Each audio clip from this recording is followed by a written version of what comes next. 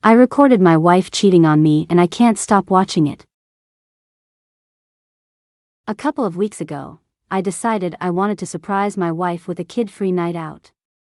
Life had been hectic, and I wanted to reignite that spark between us. My parents live about an hour and a half away, so I arranged for the kids to stay with them for the weekend. This would give us a chance to reconnect and enjoy each other's company without the usual distractions. Normally, when I visit my parents, it's an all-day affair. We spend the day catching up, reminiscing, and just enjoying family time. I usually don't get back until dinner time or later. But this time was different. I was dropping off the kids and heading straight back home. I wanted to surprise my wife with an early return, sweep her off her feet, and whisk her away for an evening of romance. I'd made reservations at one of the nicest restaurants in town and had even planned out a few places to grab drinks before our meal. I left my parents' house at around 8:30 in the morning, making good time on the highway.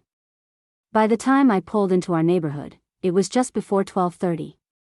As I turned onto our street, I noticed a truck parked in front of our house. It was an old, beat-up thing, definitely not the kind of vehicle you'd expect a friend of ours to drive, but I brushed it off, assuming it belonged to someone visiting the neighbors. I parked a few houses down, deciding I would sneak in through the basement door and surprise my wife. I could already picture the look on her face when she saw me, half excitement, half confusion, maybe even a hint of relief. I was grinning as I tiptoed up the driveway and let myself in through the basement. As I quietly shut the door behind me, I suddenly heard a sound that made my heart skip a beat. It was my wife's voice, but it was different, strained, breathy. At first, I thought she was just enjoying some alone time, which made me hesitate. I didn't want to embarrass her by barging in, so I started to back out quietly, planning to make a little noise in the garage so she knew I was home. But then I heard something else. A man's voice. My heart dropped into my stomach.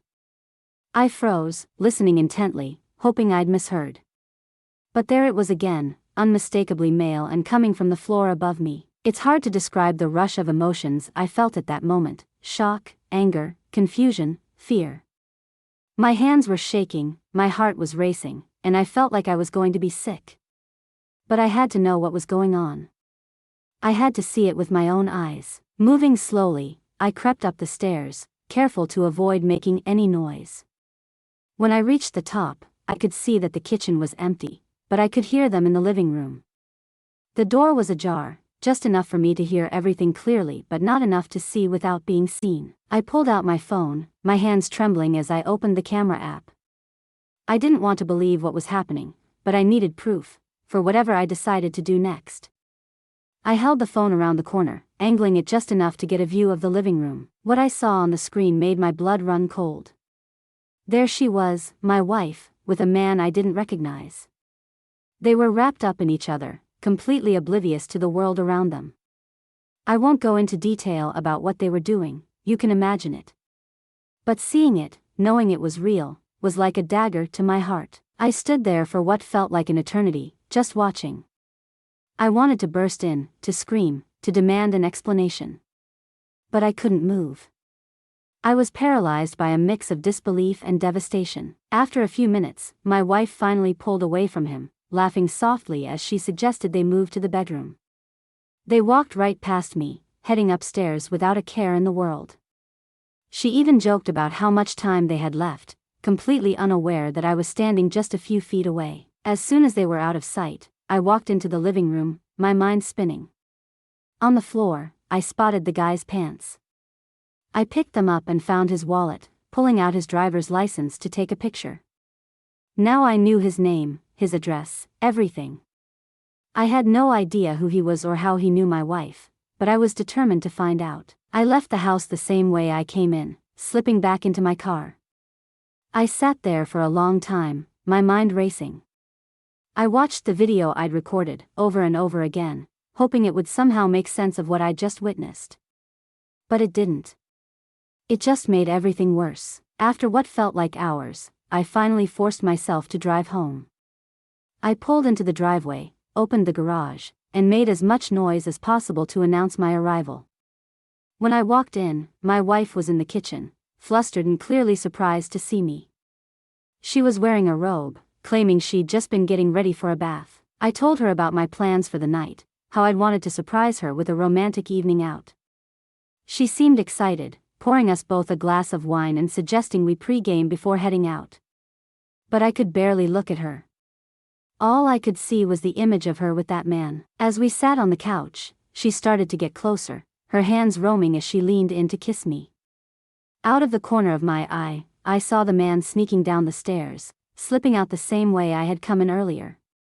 I could have stopped him, could have confronted them both right then and there.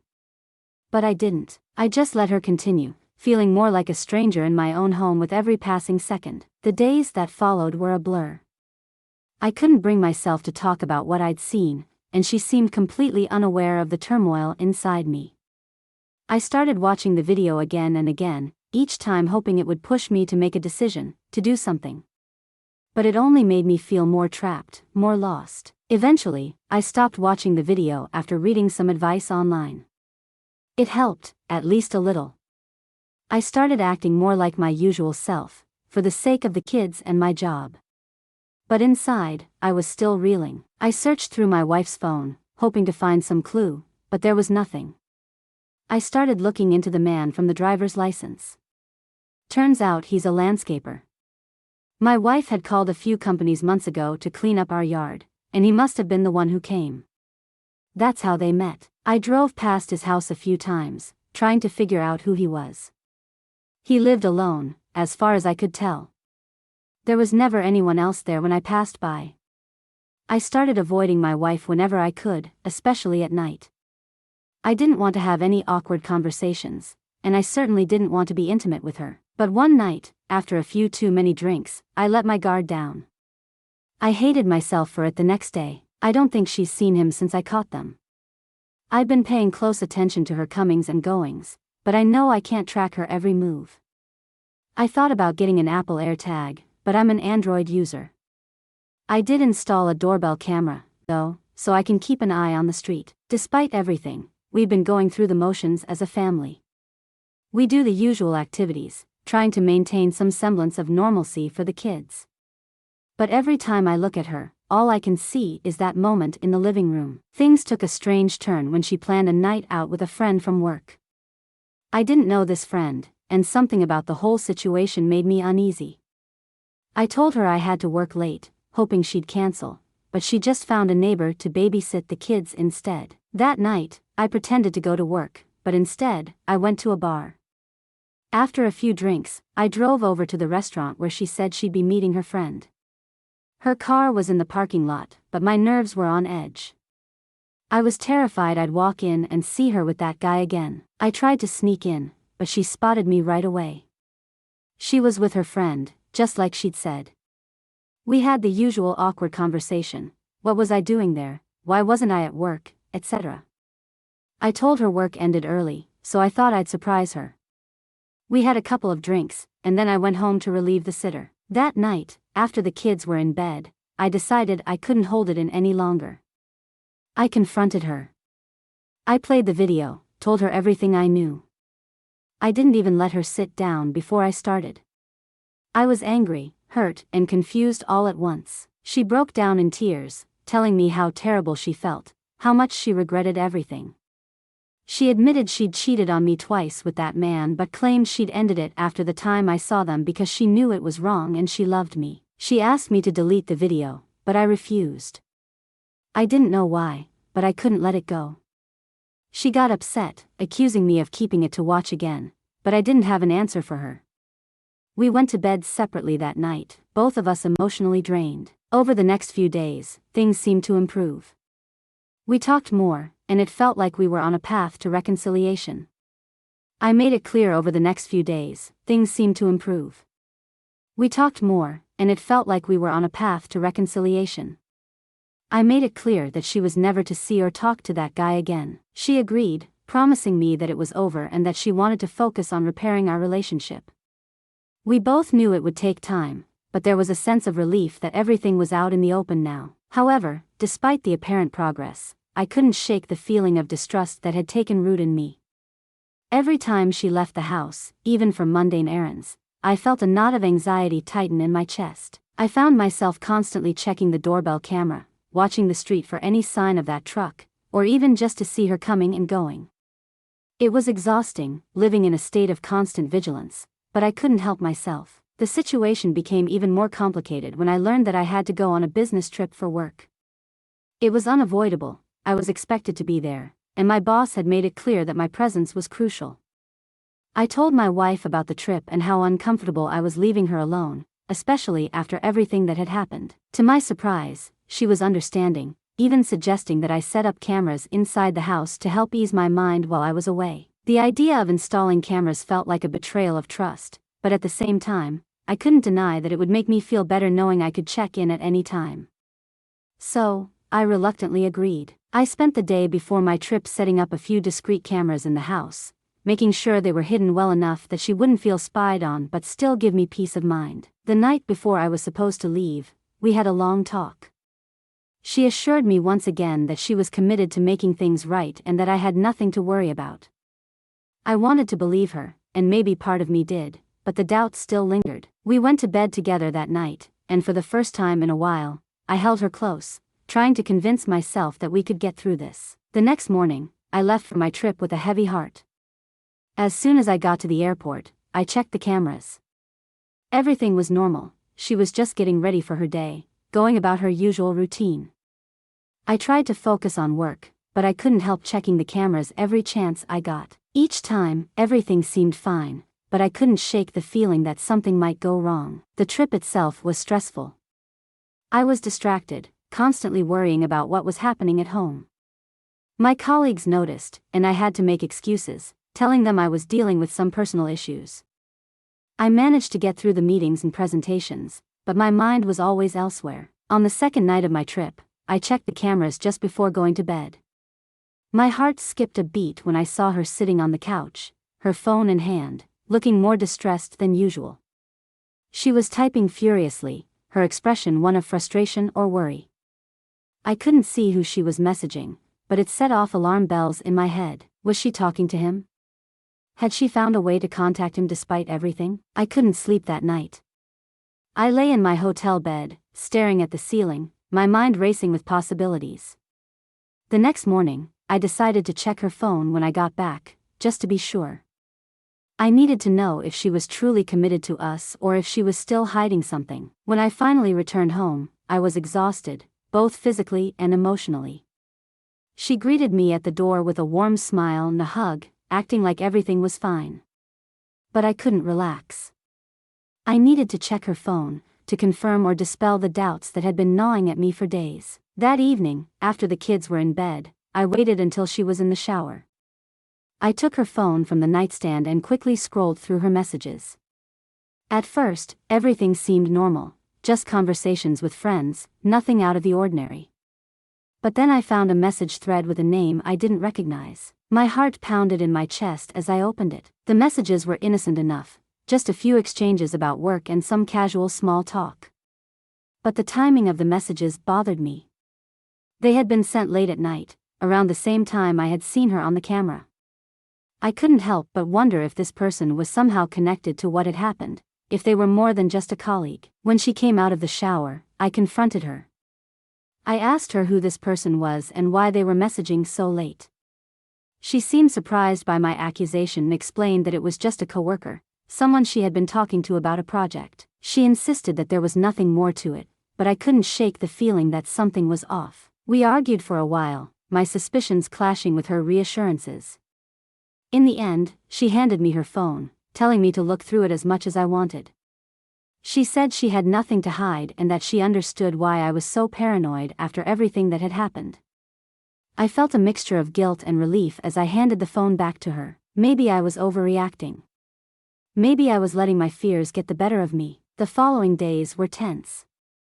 We tried to go back to normal, but there was an undercurrent of unease in everything we did. I could tell she was trying her best to be patient with me, to show that she was committed to fixing our marriage. But I also knew that I couldn't keep living like this, constantly checking cameras, going through her phone, questioning her every move. One evening, after the kids were asleep, we sat down together in the living room. I told her how I was feeling, how much the distrust was eating away at me. I confessed that I didn't know how to move forward, that I was afraid I would never be able to trust her fully again. She listened quietly, her eyes filled with sadness. "I don't know what else I can do to prove to you that I'm committed to us," she said softly. "I know I messed up, and I know it's going to take time for you to trust me again. But I need you to meet me halfway. I can't keep living under constant suspicion. It's not fair to either of us." Her words hit me hard. She was right. I couldn't keep punishing her, or myself, for what had happened. If we were going to make this work, I had to find a way to let go of the past and start rebuilding the trust that had been shattered. That night, I made a decision. I deleted the video from my phone. It was a small step, but it felt like a weight had been lifted off my shoulders. I told her what I had done, and she seemed relieved, thanking me for taking that step.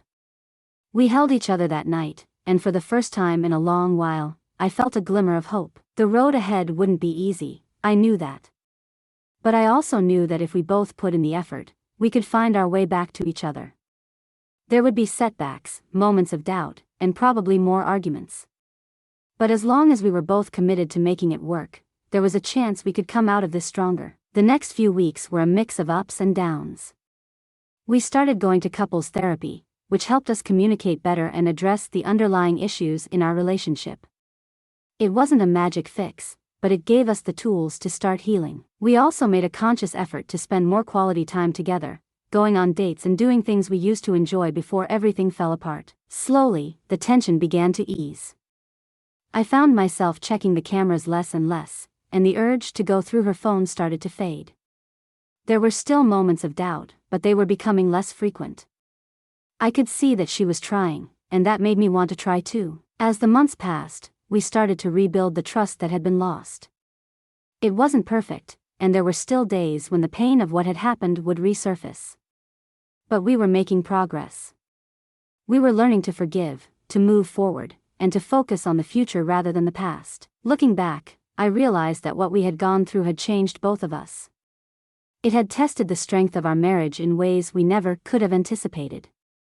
But it had also forced us to confront our issues head-on and work together to overcome them. I don't know what the future holds for us, but for the first time in a long while, I'm cautiously optimistic. We've come a long way from that day when I walked into the house and found my world turned upside down. And while the scars from that experience will always be there, I believe we're on the right path, one that leads to a stronger, more honest relationship. In the end, I think that's all anyone can hope for. As the weeks turned into months, our lives began to settle into a new rhythm. The intensity of the emotions from that night gradually dulled, but they never fully disappeared. Despite the progress we were making in therapy and the steps we were taking to rebuild trust, there was always a sense of unease lurking just beneath the surface. One evening, after we had returned from a rare date night that actually felt somewhat normal, my wife and I sat together in the living room, sipping wine. There was a comfortable silence between us, the kind we hadn't experienced in a long time. For a moment, it almost felt like old times. But then, she suddenly broke the silence, her voice tinged with a hint of something I couldn't quite place. "There's something I need to tell you," she said, setting her glass down and turning to face me fully. My heart sank. In that split second, 1,000 thoughts raced through my mind. Had she been lying about something else?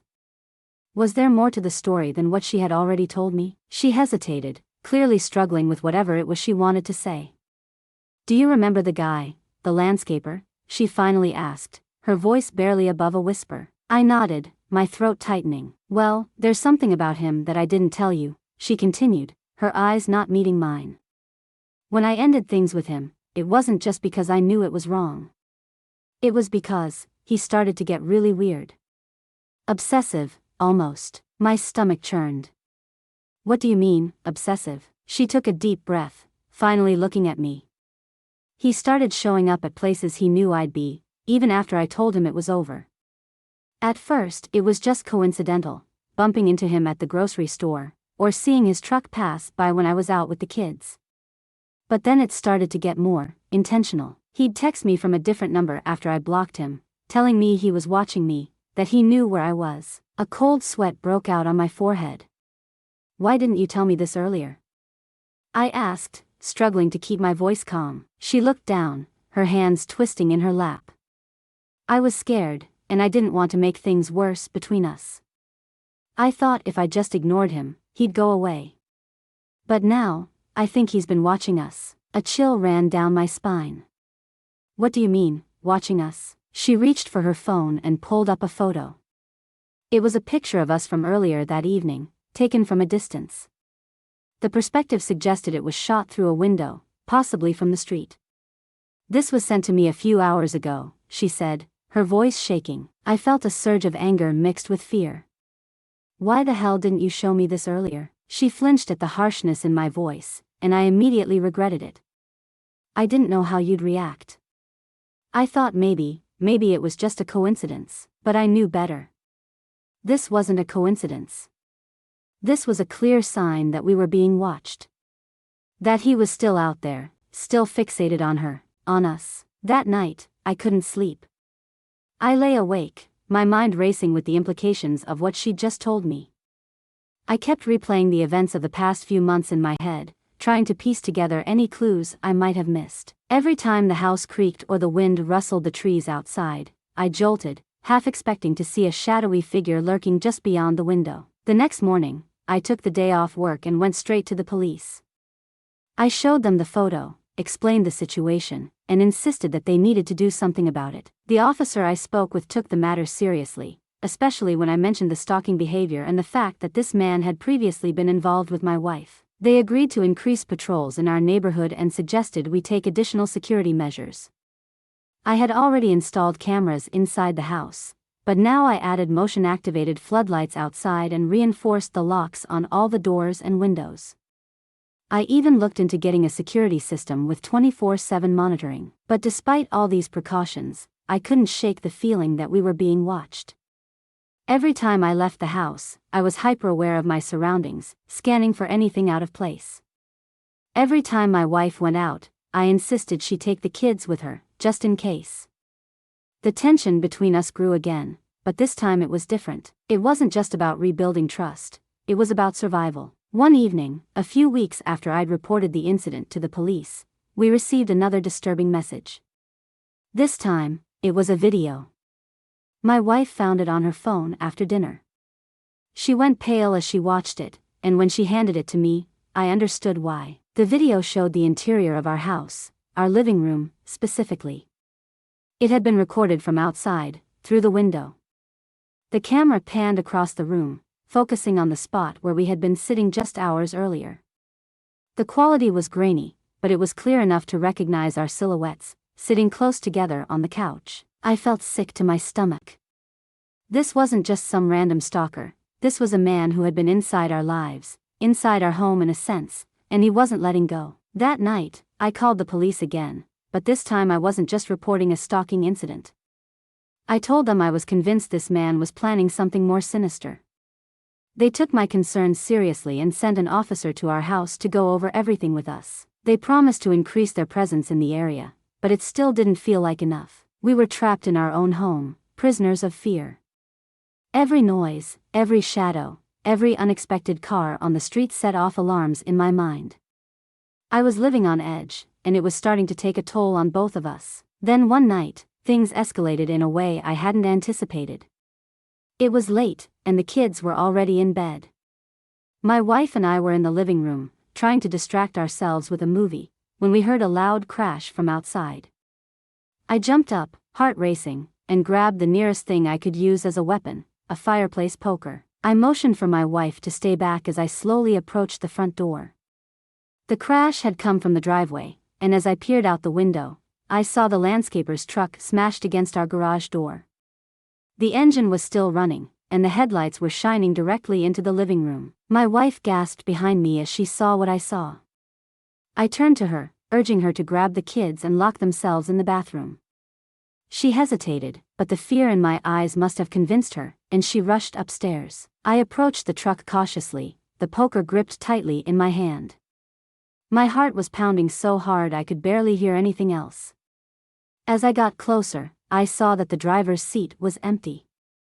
The door was open, and there was no sign of the landscaper. I backed away, scanning the area around the house, expecting him to jump out at any moment.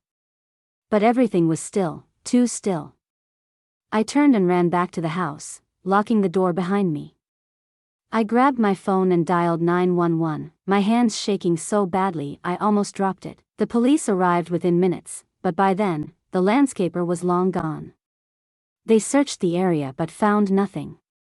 The truck was towed away, and they told us they would keep looking, but there was no sign of him. That night, I didn't sleep at all.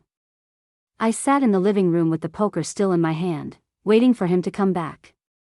My wife stayed with the kids, and every time I heard a noise, I jumped up, ready to defend my home. The next morning, we made the difficult decision to leave town for a while. I took some time off work, and we packed up the kids and went to stay with my parents. I didn't tell them the full story, just that we needed a break. They were concerned but didn't push for more details. For the first time in months, we felt a little safer, but I knew it was only temporary. The fear that he might find us again was always in the back of my mind. While we were away, I hired a private investigator to track down the landscaper.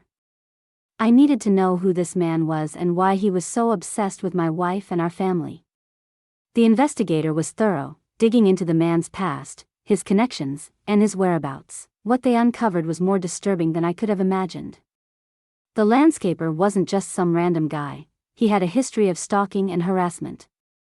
There were restraining orders filed against him by multiple women, some of whom had been forced to move away to escape his obsession. He had a pattern of fixating on women who were unavailable, married, or in relationships, and he always escalated his behavior when they tried to cut ties with him. Armed with this information, I went back to the police, demanding that they take action. I showed them the investigator's report, the video, and the photo. They agreed to issue a restraining order, but I knew that wouldn't be enough to stop him. We stayed with my parents for a few more weeks, trying to figure out what to do next. My wife was on edge the entire time, constantly checking her phone and looking over her shoulder. The kids noticed something was wrong, but we tried to keep things as normal as possible for their sake. One evening, after the kids were in bed, my wife and I sat outside on the porch, talking about our options. I told her we might need to consider moving, starting fresh somewhere far away from all of this. She agreed, but I could see the sadness in her eyes at the thought of leaving our home, our friends, and everything we had built. Just as we were making tentative plans to start looking for a new place, my phone buzzed with a notification. It was from the doorbell camera back at our house. I opened the app and froze. The landscaper was there, standing on our front porch, staring directly into the camera. His expression was cold, menacing. He knew we weren't home, and he wasn't trying to hide. He just stood there, as if waiting for us to come back. That was the final straw. We called the police, showed them the footage, and demanded that they arrest him. This time, they took swift action, finally tracking him down and taking him into custody. The relief I felt was immense, but it was tempered by the knowledge that it had taken so long for this to happen, and the damage had already been done. In the weeks that followed, we made the difficult decision to sell our house and move to a new city. It was heartbreaking to leave behind everything we had known, but it was the only way to truly start over. We found a new home in a quiet neighborhood, far from the memories and the fear that had haunted us. The process of rebuilding our lives wasn't easy, but it was necessary. We continued therapy, focusing not just on our relationship but on the trauma we had both endured. Slowly, we began to heal. The scars of what had happened would never fully disappear, but we learned to live with them, to find strength in each other. The landscaper was eventually convicted of stalking and harassment and received a prison sentence. Knowing he was behind bars brought some peace, but it didn't erase the anxiety that still lingered. We installed a comprehensive security system in our new home, and I kept a close eye on everything, always wary of what might happen next. Despite everything, our marriage grew stronger. We had been through hell and back, and we had survived. We made a vow to each other to always communicate, to never let secrets fester, and to protect what we had built together. Years later, as I look back on that dark period of our lives, I realize how far we've come. We've created a new life for ourselves, one filled with love, trust, and a deeper understanding of what it means to truly stand by each other. The fear that once consumed us has faded, replaced by a sense of resilience and a determination to never let anything, or anyone, tear us apart again.